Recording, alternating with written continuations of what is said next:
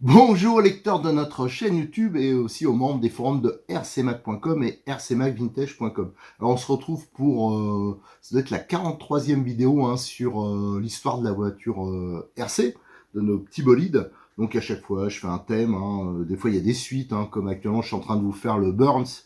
Donc voilà, c'est des séries de vidéos. Et là c'est un peu par hasard.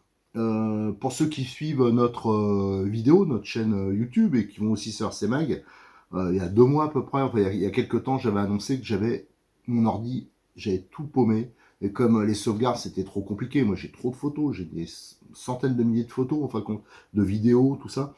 J'avais paumé 400 000 dossiers. Alors ça, des fichiers, des fichiers plutôt. Et donc depuis, c'est pour ça que j'ai un peu ralenti la cadence de vidéos et de photos. C'est que j'essaye de rattraper des trucs. Et j'ai perdu énormément de choses. Et là, en fouillant, j'ai retrouvé des vieux CD. J'avais un empilement de CD, c'est là-dessus qu'on faisait les sauvegardes avant, des années, des tout début des années 2000. Et sur ces CD, qu'est-ce que je trouve une vidéo, enfin une petite série de vidéos qu'on avait fait au RC94. Donc l'intérêt, c'est aussi de voir ce célèbre club français il y a 20 ans, comment il était, vous allez voir, il y a quand même pas mal de différences. Et c'était un test qu'on avait fait à l'occasion de courses qu'on organisait, ça s'appelait les vieilles caisses. Alors, il y en a peut-être qui ont participé, qui se rappellent, on avait un peu inventé le concept, parce que à l'époque, maintenant il y en a plein, enfin plein, il y en a régulièrement des courses, mais c'est un peu comme le TT1 8e Brushless, on a lancé, et après, on nous a zappé. C'est un peu ça. Mais enfin, voilà, à l'époque, on avait lancé ça. Donc, on avait le gros avantage, le gros privilège de tourner sur le circuit du RC 94, qui est un des plus beaux circuits de France. Donc, avec un complexe, une salle d'expo, tout. Donc, on faisait de l'exposition à la salle Mini Z, pour ceux qui connaissent le club. Donc, ça permettait d'exposer la plus grosse qu'on a fait. C'était 200 voitures quand même. C'était énorme. Malheureusement, ça fait partie des photos que j'ai paumées. Je suis dégoûté. Enfin, bref. Et on faisait des petites arsouilles. Et on faisait des thèmes. Par exemple, une année, on a fait une sorte de coupe bulite. Alors, si Rodolphe il nous regarde, Rod, il avait champion du monde de la bulite, il avait été. Voilà, donc on faisait des thèmes comme ça, et on se tirait quand même des arsouilles, quoi. On n'hésitait pas. Et il y avait, enfin, il y a toujours un membre du club qui s'appelle Éric Guyot, et qui nous a fait des prototypes pas possibles, comme le Laro 66. S'il y en a qui ont suivi à l'époque, malheureusement, pareil, là, les photos, j'espère retrouver justement dans les vieux CD, retrouver quelques vidéos de cette voiture. C'était une voiture assez extraordinaire qu'il avait fait. Il était parti d'un 4x4 classique, et il en avait fait un 6.6, une sorte de monster avant l'heure, là, un truc d'enfer. Et il roulait notamment avec un Yankee 88, et il nous mettait la pige avec même ceux qui avaient des voitures plus modernes. Et j'ai dit, ouais, faut que je fasse un truc, quoi. Et je m'étais fait un peu pour se tirer un peu la bourre. J'ai dit, ben moi, je vais partir à partir d'un 4-2. Et j'avais des pièces de Yankee 86. Alors, je vais vous en parler pour ceux qui connaissent pas ce que c'est, après. Et je l'avais un peu, j'avais mis un moteur un peu moderne. Je crois que c'était un Sirio. Et j'ai mis des pneus modernes.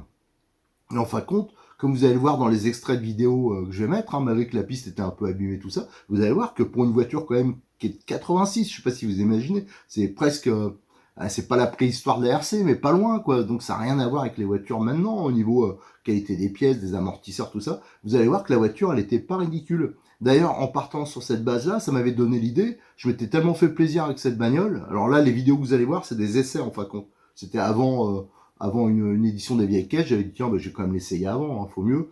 Et vous allez voir que la voiture, c'est pas si mal que ça pour une mamie, quoi.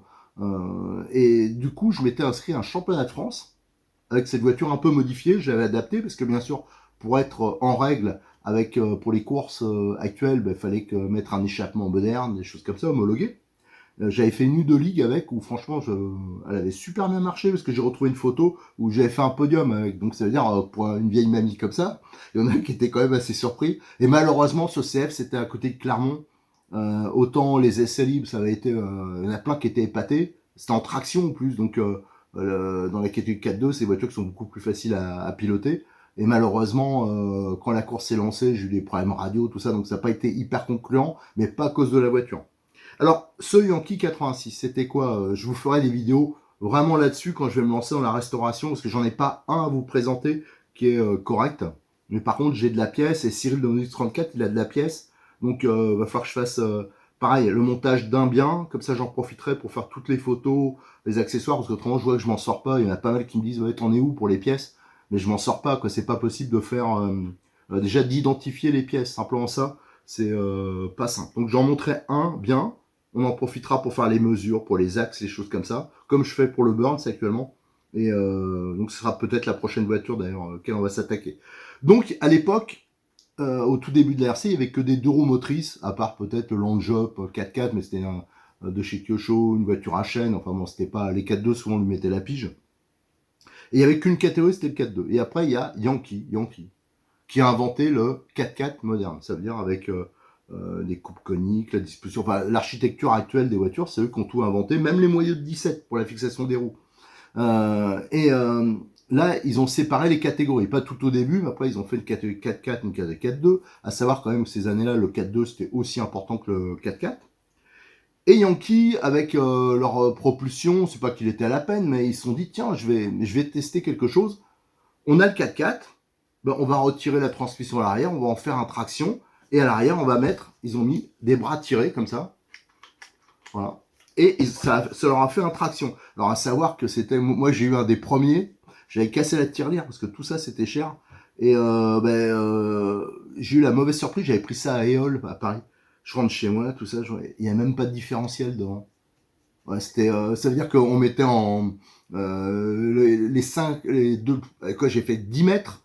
Déjà, tout était desserré, tout ça, parce que comme il n'y avait pas de différentiel, ça faisait trop d'efforts sur les cardans, les trucs comme ça, et ça allait pas du tout. Donc, il fallait racheter un différentiel. Je dis pas le prix que ça valait. Hein. Yankee, c'était de l'or hein, qui vendait les trucs. Mais par contre, une fois qu'on l'avait un peu préparé, tout ça, je veux dire, c'était redoutable. D'ailleurs, les autres marques, ils ont vite emboîté le pas. Hein. Il y a Sicom qui a fait le Magnum Traction. Alors là, c'est encore autre chose. Il y a MRC avec les Rabbit. Enfin voilà, il y a eu un moment une envolée des tractions. Et d'ailleurs, les budgets pour avoir roulé très très longtemps en traction, même dans des époques plus avancées, plus proches, c'était le même budget qu'en 4x4 en fin de compte, parce qu'on bouffait pas mal les pneus et les moteurs ils prenaient beaucoup de tours. Mais c'est vrai que par contre c'était des voitures sympas à piloter, parce que les sauts, on arrive dessus, taquet, ça saute super bien. Moi je trouve que ça saute mieux qu'un 4x4. Voilà. Donc d'ailleurs, en voyant ces petits extraits de vidéo, ça m'a donné envie de me remonter en traction. Et je pense que je le ferai peut-être soit sur une base 85 TR, ou soit sur le proto. Ça, c'est un proto. Ça, je vous le présenterai hein, quand je ferai vraiment les vidéos spécifiques. C'est un proto que j'avais fait. Là, malheureusement, j'ai noté quelque part, mais je suis désolé, sauf qu'il est décédé, tout ça. C'était le repreneur de Yankee, avant le repreneur actuel. Et j'ai oublié le nom. Et il m'avait contacté, il m'avait dit, moi j'aimerais bien relancer un 8e Yankee, faire une voiture avec les moules, les pièces qu'il avait. Et donc je lui ai dit, ben moi, il m'a contacté parce que je faisais le championnat de France Traction à l'époque. Et je me rappelle, c'était à Reims qui était venu me voir. J'avais gagné une manche de championnat de France avec mon Traction, c'était sur une base MP6. Il était venu me voir, il m'a dit, ouais, je te file les pièces, les machins, et tu me fais un... Et j'avais fait ce proto-là. Qu'avec des pièces Yankee, quasiment. Et on avait refait le châssis. C'était vraiment un proto pour lancer le projet. Et malheureusement, ben voilà, donc ça n'a pas pu se faire. Mais je l'avais essayé, la voiture. Ça, j'avais fait des courses avec. Elle marchait super bien, quoi. C'était truc. Alors ça, j'aimerais bien la refaire rouler, peut-être dans cette version, dans ce cas-là, qui était un peu modernisée, mais tout en gardant la plupart des pièces de l'époque. Voilà, donc je vous explique les petits extraits. Donc j'ai trouvé ça sur un CD hier soir. J'ai dit ça, faut que je le montre. Même si je sais ce qu'on va me dire, oh la qualité elle est merdique. C'est normal. On est en 2000 ou 2001, je pense. C'est pas daté. Et ben, on n'avait pas les téléphones portables pour filmer, hein, comme je fais là. On n'avait pas les caméscopes numériques. On n'avait pas. Enfin voilà, on faisait donc ça a été fait, je pense, avec un petit appareil photo, les premiers appareils photo, ça prenait des photos en 640, hein. C'était vraiment léger. Donc la qualité, je sais, elle est vraiment pas bonne. Mais par contre, je trouve que c'est que ça permet de montrer comment marchait ce type de voiture qui date. Faut remettre dans le contexte, hein, c'est 86, donc comparez pas à des voitures actuelles et qui était juste un peu réactualisé entre guillemets avec un moteur de l'époque plus récent, donc des années du début des années 2000 et des pneus des années 2000. C'est la seule chose qui avait été faite. Le reste, c'était de boîte. Et comme vous allez voir, hein, si on compare surtout à des propulsions de 86, des voitures qui marchaient à l'époque, c'était si on avait fait tourner la même chose en même temps, vous auriez vu qu'il y avait un monde d'écart. Allez, place à la vidéo, et je le rappelle, hein, la qualité médiocre, je le sais, mais ça me semblait quand même intéressant de vous la montrer.